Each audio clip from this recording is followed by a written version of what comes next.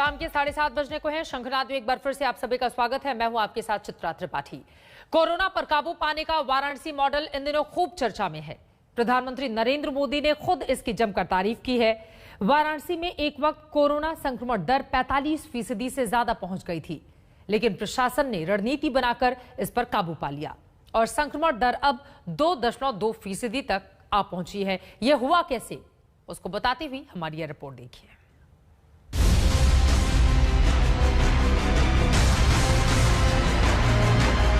आप सभी ने एक एक मरीज की जीवन रक्षा के लिए दिन रात काम किया।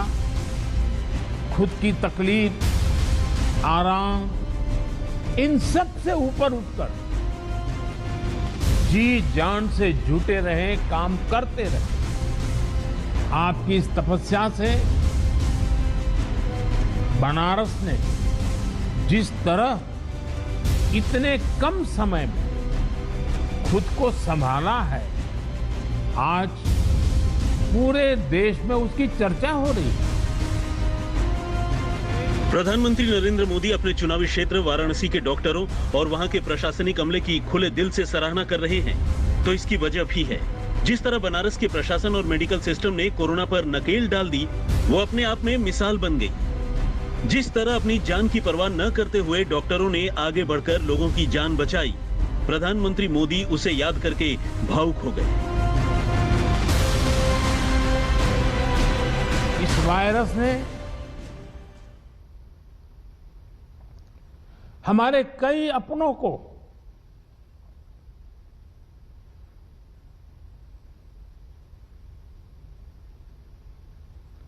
हमसे छीना है।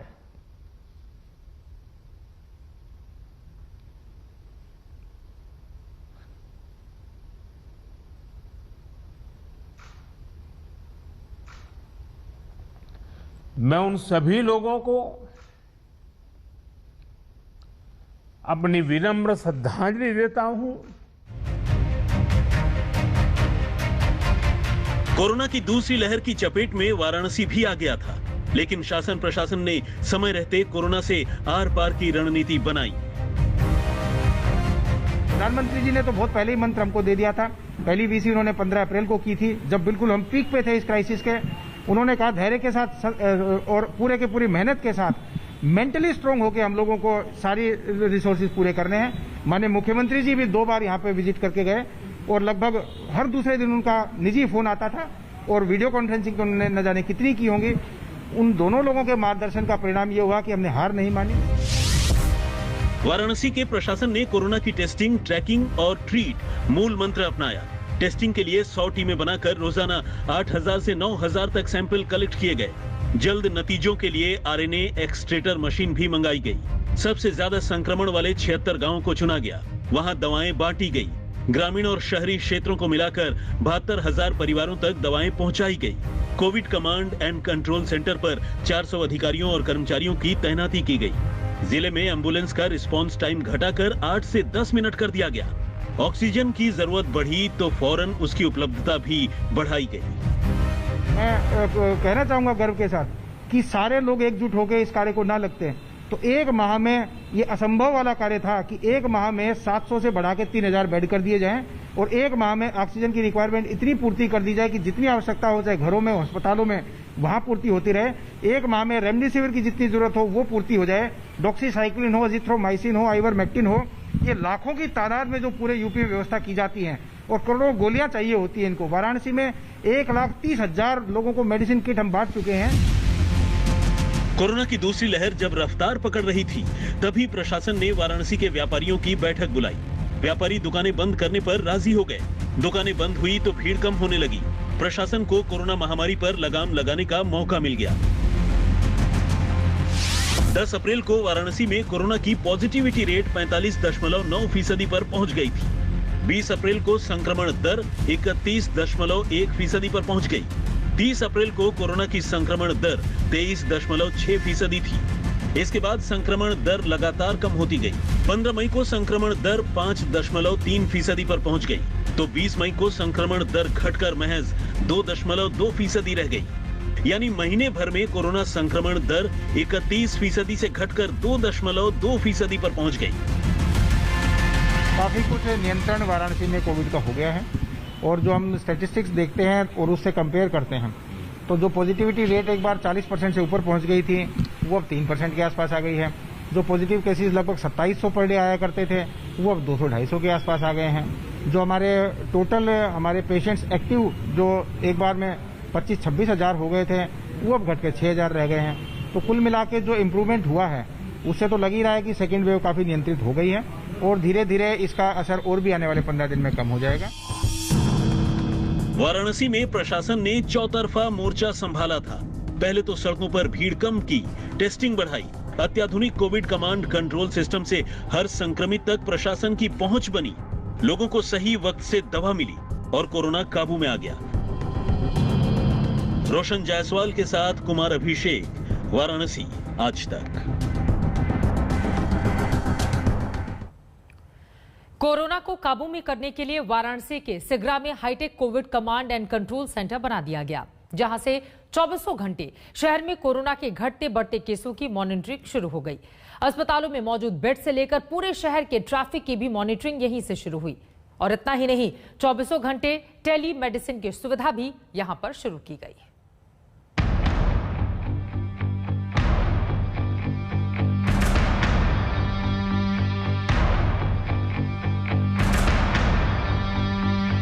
हम इस वक्त बनारस के कंट्रोल एंड कमांड सेंटर जो कि कोरोना के लिए बनाया गया है, हम उसमें मौजूद हैं और हम आपको दिखाएंगे कि आखिर दूसरी लहर से कैसे लड़ा है वाराणसी, कैसे लड़ा है बनारस और इस Covid control and command centre ने कैसे निभाई है सबसे अहम भूमिका। तो हम आपको इस कोविड और कमांड सेंटर का हाल भी दिखाएंगे और बताएंगे कि आखिर बनारस ने अगर इस पर काबू पाया है या पाने की स्थिति में पहुंचा है तो उसके पीछे इस कंट्रोल एंड कमांड सेंटर का कितना बड़ा रोल है। चलिए चल के देखते हैं। बनारस में कोरोना संक्रमण अगर काबू में आया तो उसमें सबसे बड़ी भूमिका रही इस कोविड कमांड सेंटर की, जहां 24 घंटे जिले में कोरोना संक्रमण की स्थिति पर निगाहें रखी जाती हैं। यह है Kashi integrated command and control centre. ये वाराणसी के स्मार्ट सिटी प्रोजेक्ट का हिस्सा था, लेकिन इस वक्त पूरी तरीके से कोरोना के कंट्रोल में काम आ रहा है।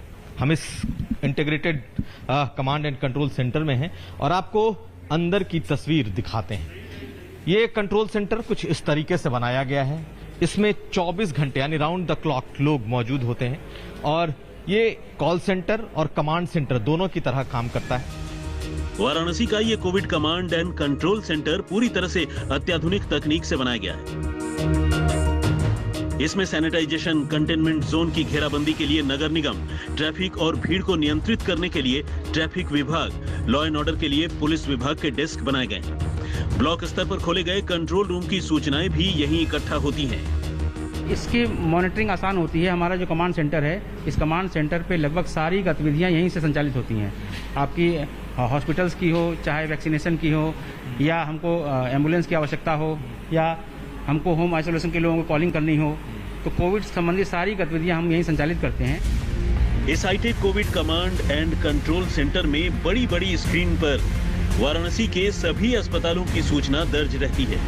किस अस्पताल में कितने बेड खाली हैं, यहां से मॉनिटर होता है। लॉकडाउन के दौरान सीसीटीवी कैमरों के जरिए पूरे शहर की मॉनिटरिंग यहीं से की जा रही है। पूरे शहर में कितने केस हैं, कितने कंटेनमेंट जोन हैं, एक क्लिक से सारी जानकारी मिल जाती है। हर कोरोना संक्रमित की पूरी डिटेल यहाँ मौजूद है। ये जो हमारे एक्टिव केस वर्तमान में हैं, उस सारे केस का डेटा हम अपने स्क्रीन पे मॉनिटर करते रहते हैं। और आप जब देखेंगे तो ये जो स्क्रीन है, इस पे हर एक डॉट को क्लिक करने पर इसका पूरा डेटा खुल के हमारे सामने आ जाता है। तो हमारे पास हर एक पेशेंट की मॉनिटरिंग का पूरा सिस्टम बना हुआ है और इससे हमको यही मालूम हो जाता है कि शहर के किस इलाके में या पूरे जिले के किस इलाके में हमारे पास केस ज़्यादा हैं या कम है। उस हिसाब से अपनी गतिविधियाँ हम लोग फाइनलाइज करते हैं। दिन रात यहाँ इसी तरह फोन के जरिए लोग कोरोना से जुड़ी जानकारियां लेते और देते हैं। कॉल अटेंड करने के लिए यहाँ पूरी टीम है। हर कॉल का बाकायदा रिकॉर्ड रखा जाता है। इस कंट्रोल एंड कमांड सेंटर में अलग अलग सुविधाएं हैं।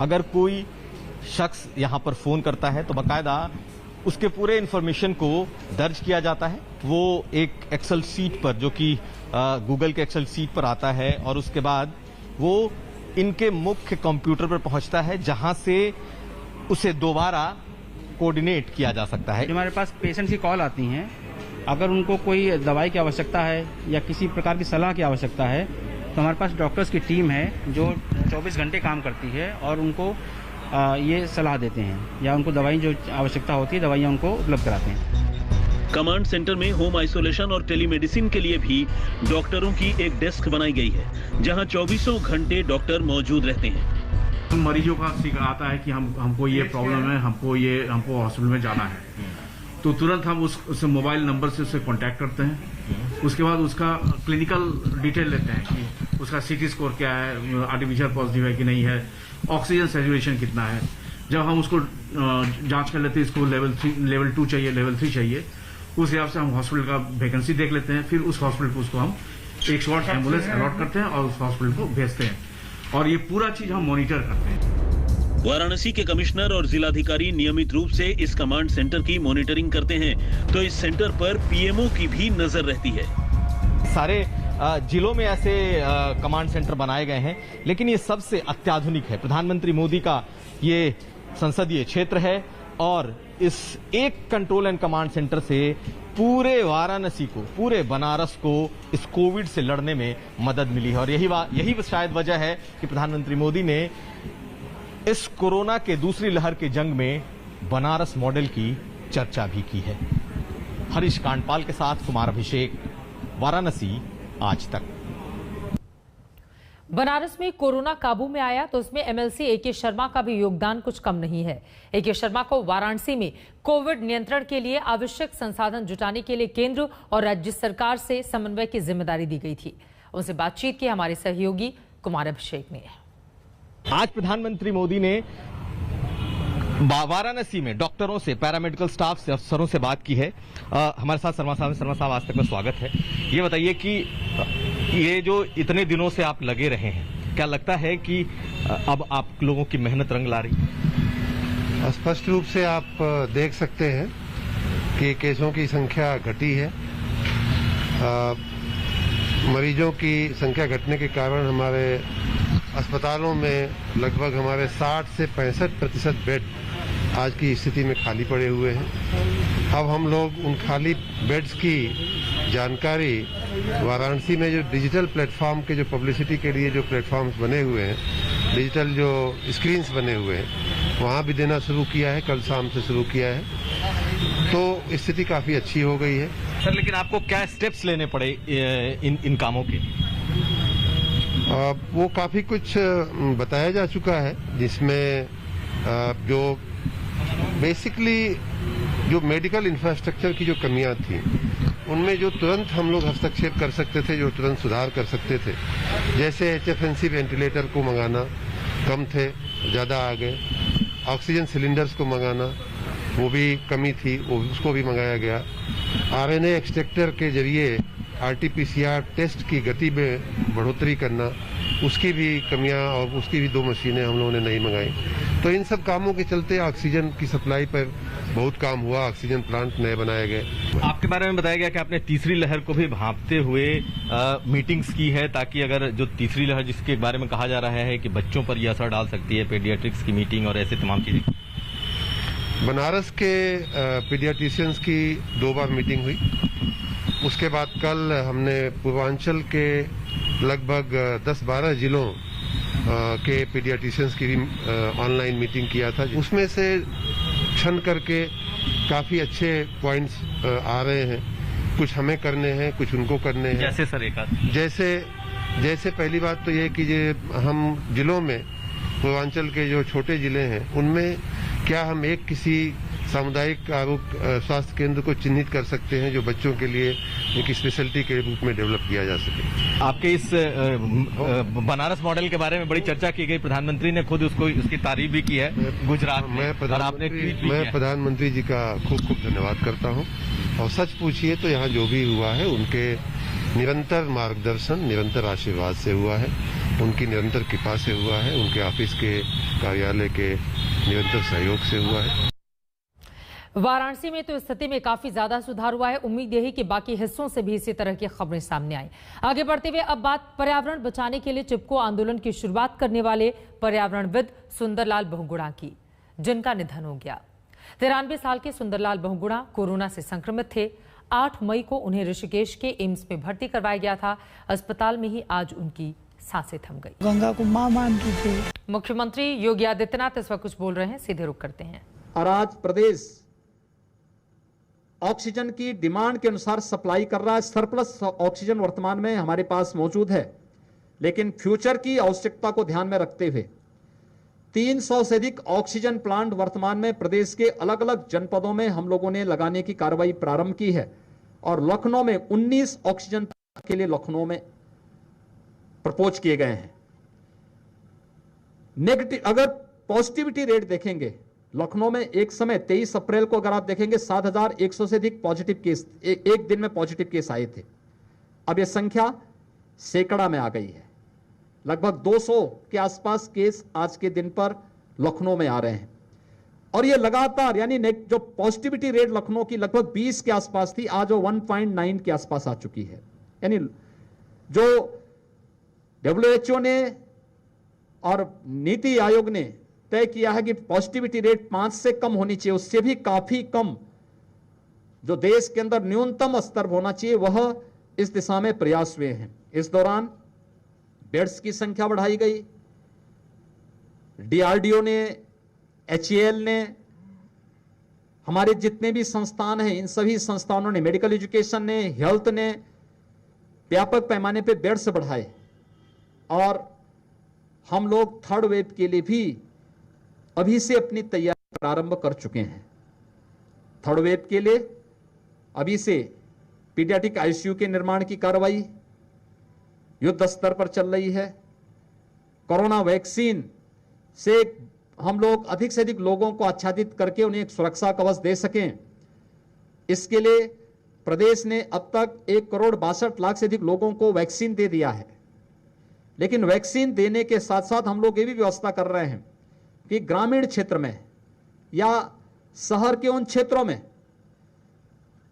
जो अभी भी हॉस्पिटल में जाने पर परहेज करते नहीं जा पाते हैं, हमारे district hospital, CSC, PSC, health centre में वैक्सीनेशन के कार्यक्रम चल रहे हैं, चलेंगे।